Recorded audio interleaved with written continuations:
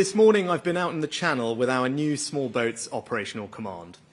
And the whole experience just reinforces how tragic, morally wrong and profoundly unfair this situation is. We've got organised criminals risking people's lives in makeshift dinghies.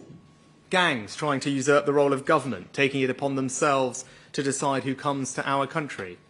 Our asylum system is being overwhelmed with people travelling from safe countries, taking away our capacity to help those in the greatest need. And the British people are having to spend £6 million a day putting up illegal migrants in hotels.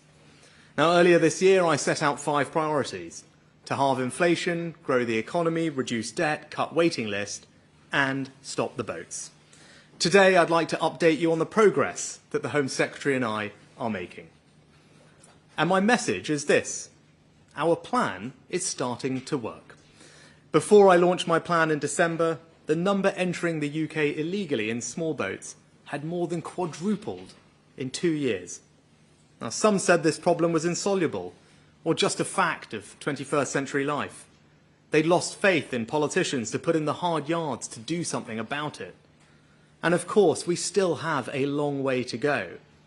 But in the 5 months since I launched the plan, crossings are now down 20% compared to last year.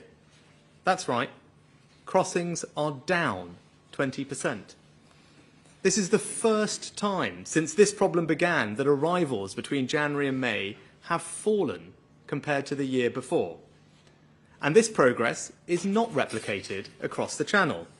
Illegal migrants entering the rest of Europe have risen by 30%.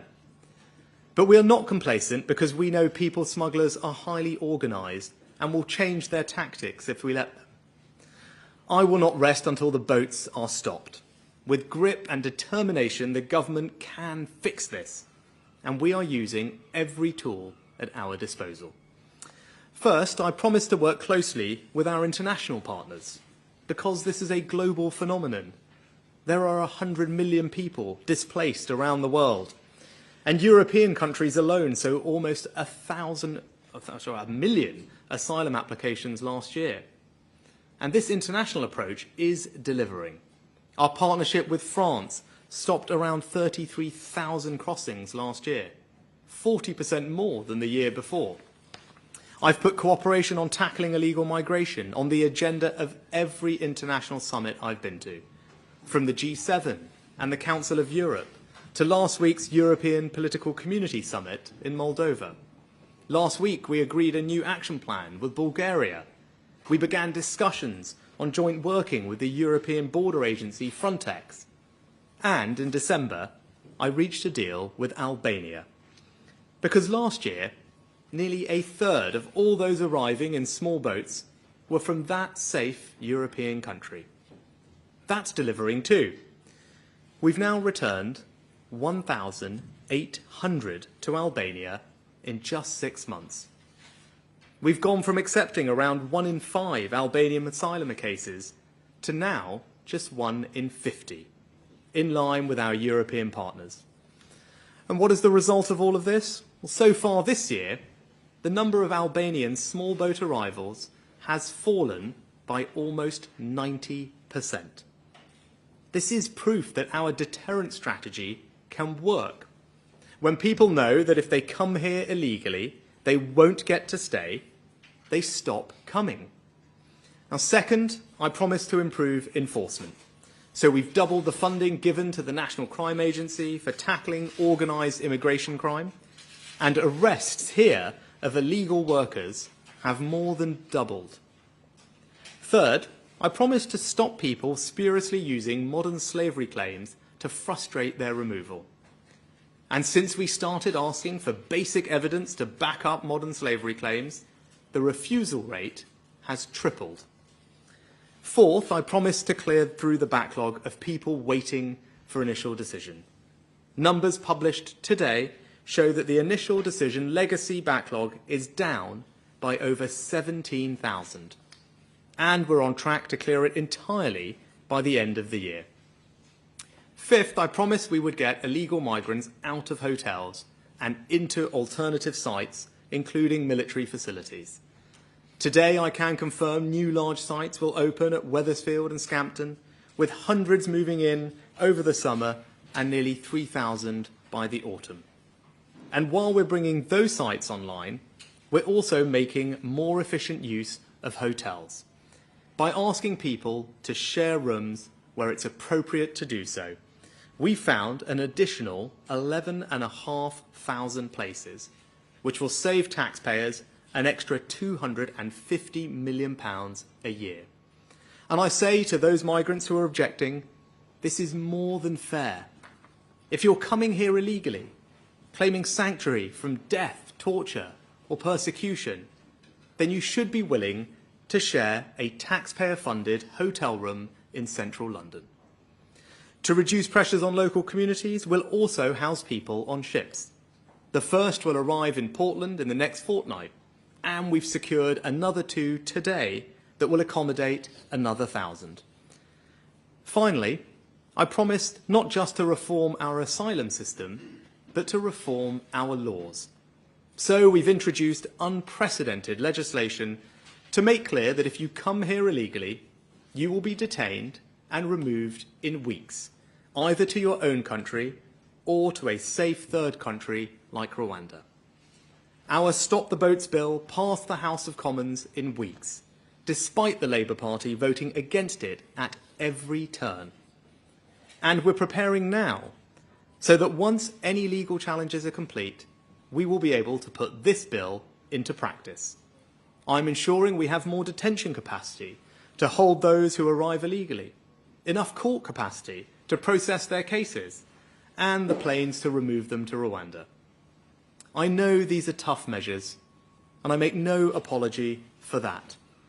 We cannot allow our generosity of spirit to be used as a weapon against us or against those who are being pushed to risk their lives in the Channel by criminal gangs. Our approach is working. For the first time, crossings are down by 20%. But we are not complacent. This won't be solved overnight, and people will continue to come this summer, which is why it is so important that we change the law. My policy is very simple. It is this country and your government who should decide who comes here, and not criminal gangs. I will do what is necessary to achieve it. I said I would stop the boats, and I meant it. Thank you. If we take some questions from the media next, and could I start, please, with the BBC? Thank you, Prime Minister. Chris Mason, BBC News. You're continuing to promise to stop the boats. There it is on the lectern in front of you. And yet there has been around 7,500 migrants who've crossed on small boats so far this year, with the summer months ahead. Is it credible to promise to stop them? Literally no more boats? So thank you, Chris. I think the most important people to take away from today is that our plan is working.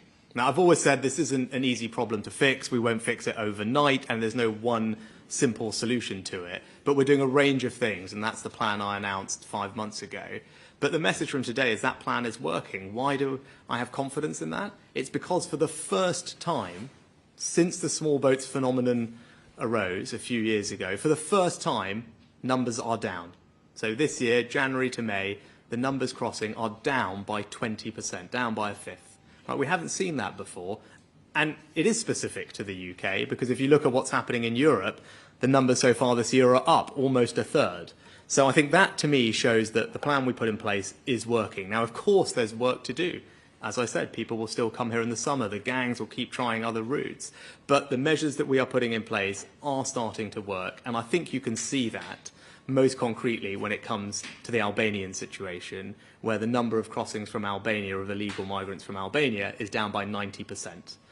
So I have confidence that the plan is working. We're obviously not there yet. There's lots of work to do, but I'm here to give people an update on this very important priority. And I think the message from today is have confidence, because the plan is working, numbers are down for the first ever time, and there's lots more that we're doing.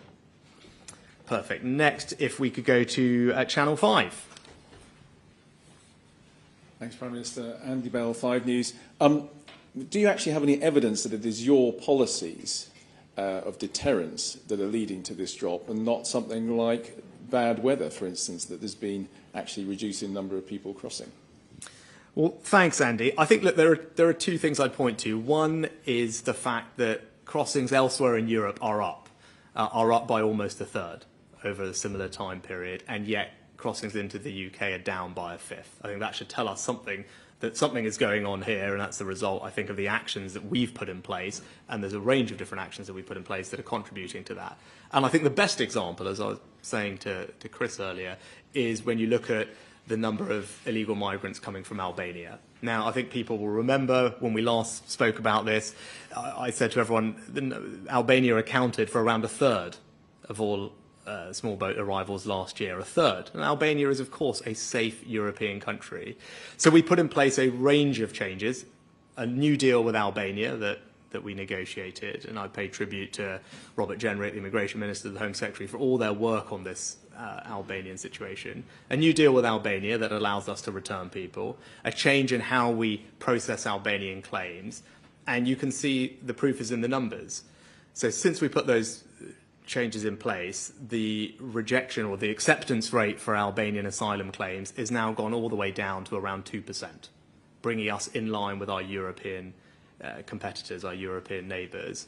That wasn't the case before we made all these changes. We were accepting far more claims from Albania, which was not right. So we've made that change, and you can see that. We have a new deal with Albania, and now we've returned, as I said, 1,800 people to Albania since we signed the deal, and the number of Albanian crossings this year is down by 90%. Right? So I think that should give people confidence that when you do put a system in place that demonstrates to those who are interested in thinking about coming here that they won't get to stay, that they will be returned, either back to where they came from in the case of Albania or an alternative like Rwanda, that you see the numbers come down. I think that's proof that the deterrence effect can work. Now, we've seen that with Albania. That's why it's important that we get the Rwanda policy up and running so that we can demonstrate that deterrence effect to a much broader range of people as well. But I think, look, as I said, I feel confident that the range of things we're doing is making a difference. The plan is starting to work, and people feel confident that we can get the job done. Next, can I turn to the Daily Mail? Hi, Ryan from the Daily Mail. Ryan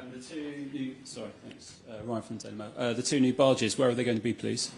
So on barges, we will wait to announce where they're going to be. What I would say is it's really important to me that we reduce the number of people in hotels. I think local communities up and down the country are seeing the pressure that it's causing on their areas, and there's obviously the expense. As I said, £6 million a day is being spent on housing illegal asylum seekers in hotels. That's not right, it's not fair, we need to bring the numbers down. We're doing that in a range of ways, large sites, military sites, which we've announced today.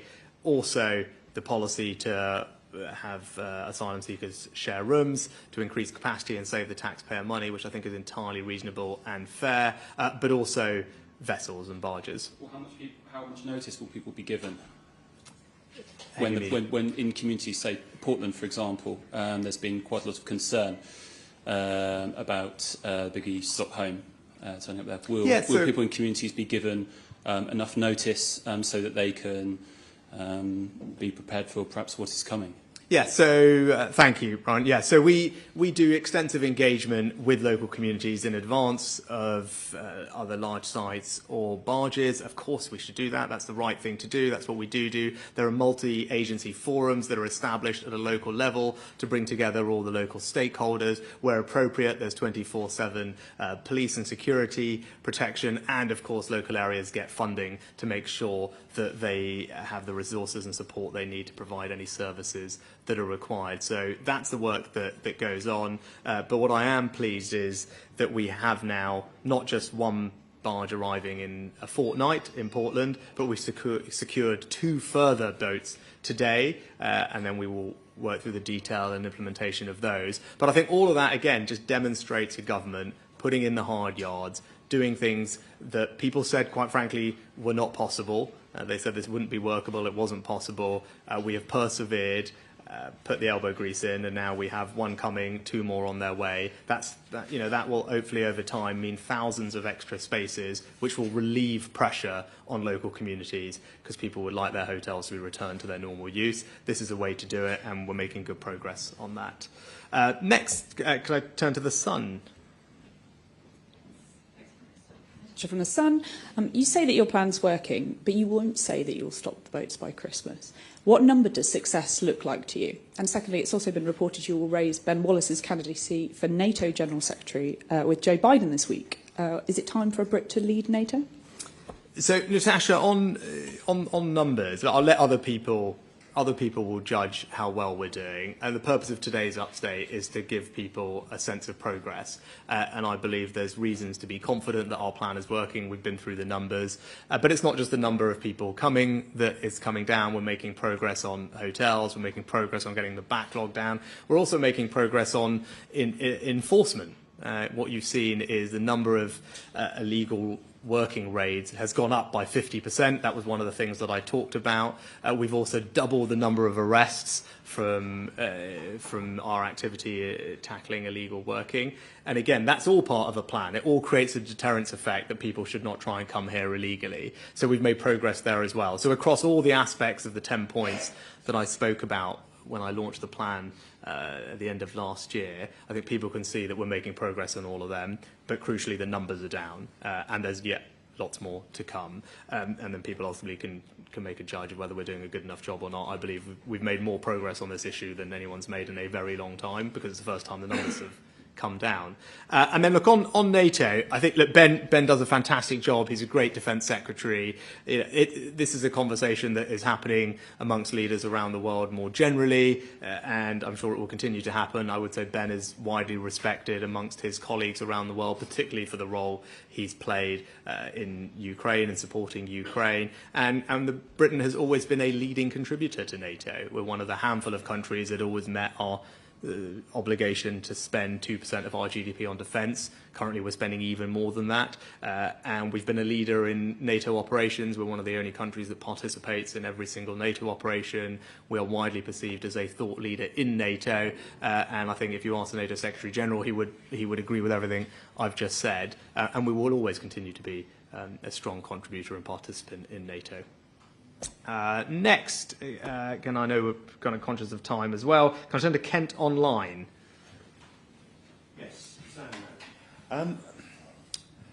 the illegal migration bill is going through the Lords today. Are you worried that that might stall things, because the Lords have had opposition towards anti-illegal immigrant policy in the past? Thanks, Sam. So look, it's really important for me to see this new law on the statute books. It's one of my 5 priorities. I believe it's the country's priority as well to see the boats stopped. And this new law is an important part of how we will do that. Why? Because this law makes it unequivocally clear that if you come to our country illegally, you will not be able to stay. Instead, you will be swiftly detained and then sent back either to your own country if it's safe to do so, or to Rwanda or another third country alternative. That's the process that this bill puts in place, and it means that people will be processed in a matter of days and weeks, not months and years. And if we can get that working, the deterrent effect, I think, will be very powerful. That's why the bill is so important. I'm pleased to say it was passed in the House of Commons in a matter of weeks. With strong support, although the Labour Party did oppose it at each and every turn. But it is important to me that this bill does get put on the statute books, because it's an important part of how we will stop the boats. But I'd also say that I'm already doing the work now to make sure that when the bill does come into law and manages any legal challenges that we may have to deal with, that we are ready to implement it. So I'm already doing meetings almost twice a week with all the relevant cabinet secretaries to make sure that all the building blocks and elements of operationalising the bill will be put in place in advance. So that's making sure we have enough detention capacity to detain people. It's making sure that we have enough judicial capacity to hear people's cases and claims in a matter of days and weeks. And it's making sure that we have all the logistics in place to actually remove people to Rwanda. All of that is hard work, and we're at it now, as I said, twice a week, making sure that we've got everything ready so that when the bill comes into law and is ready to be used, that we are absolutely ready to use it as soon as possible. And then, if we've got time, maybe for a couple more. Perfect. Right. Can I go to ITV Meridian? We've got local ITV. Thank you, Prime Minister. It's Abby Bracken from ITV Meridian. There have been very few, almost all small boat crossings that have arrived in the UK arrive here in Kent, and that's putting huge pressure on public services. Can I ask what you're doing to address that? And can I also say it's been exceptionally windy in the Channel for several days now, meaning there have been hardly any small boat crossings. Is that why you've chosen to come here today? So, Abby, thanks. On, first of all, I'll just pay tribute to Natalie, who's here as the local MP. And Natalie spends an enormous amount of time when she's in Westminster talking to me and other ministers to make sure that Dover and Kent more generally is getting the support and engagement that it needs to deal with the challenges that small boat phenomenon causes.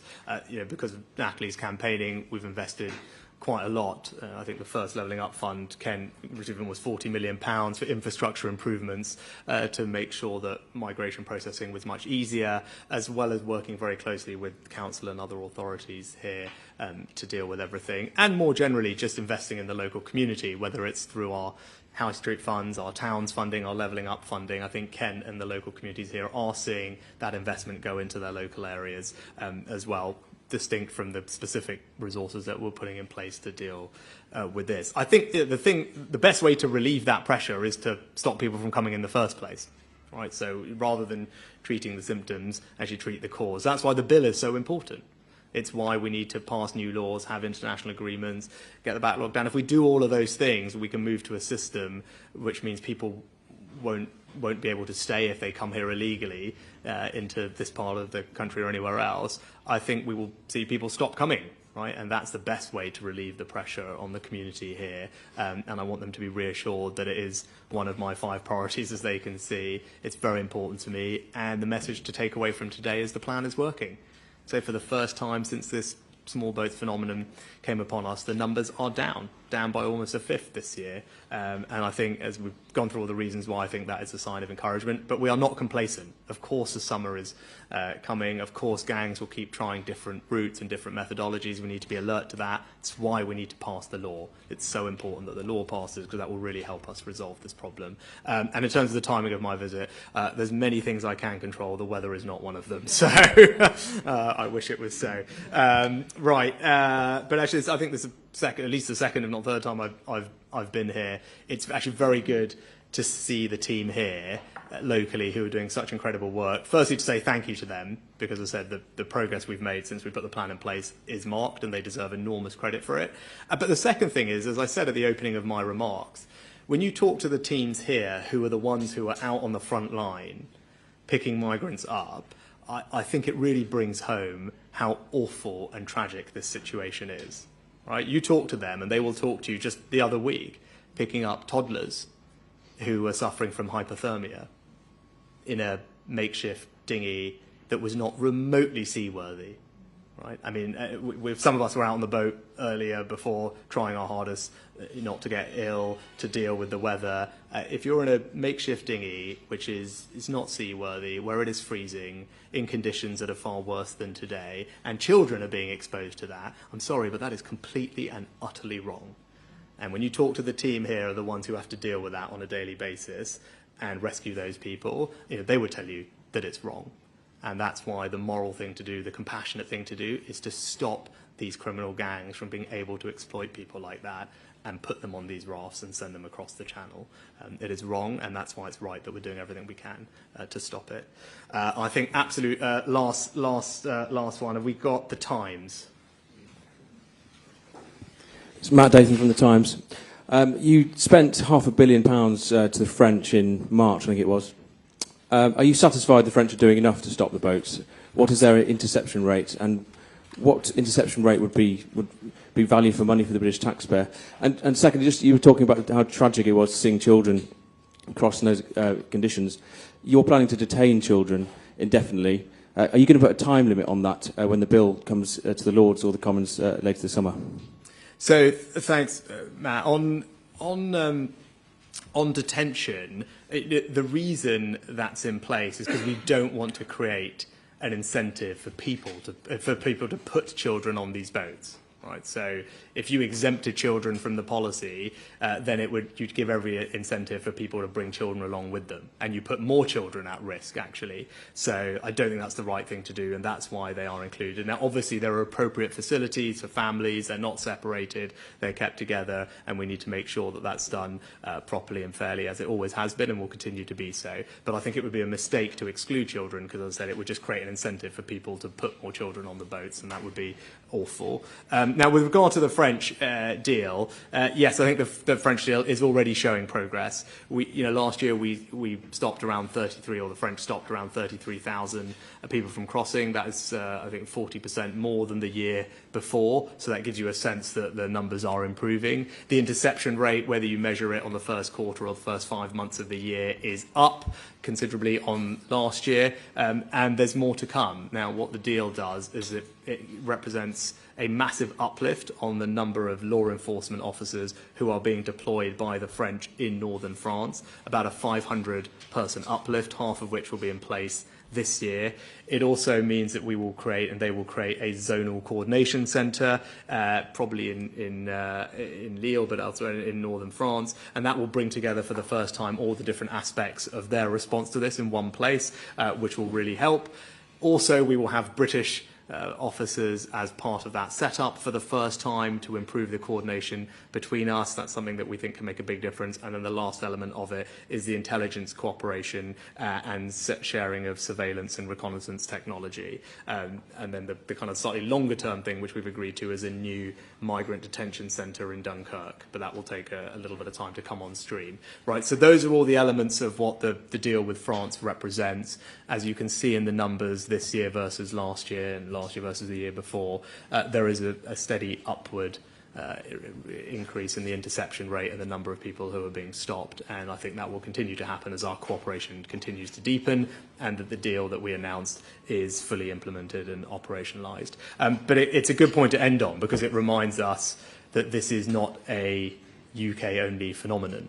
Right. When I'm in these summits, when I'm talking to other leaders, there's plenty of other countries that are grappling with the same thing. I talked about the numbers in Europe. We all remember the tragedy that happened off the coast of Italy last year, which is why I'm finding more and more countries are keen to work with us to tackle this problem. One of the things Suella, the Home Secretary, did very early on after I became Prime Minister, her and I re-established the Calais group of northern European nations to come together, to work together to tackle this problem, and then we've built on that with our deals with France, deals with Albania, cooperation with Italy, and now many more countries. And you will continue to see that, because ultimately, we are not alone in facing this challenge.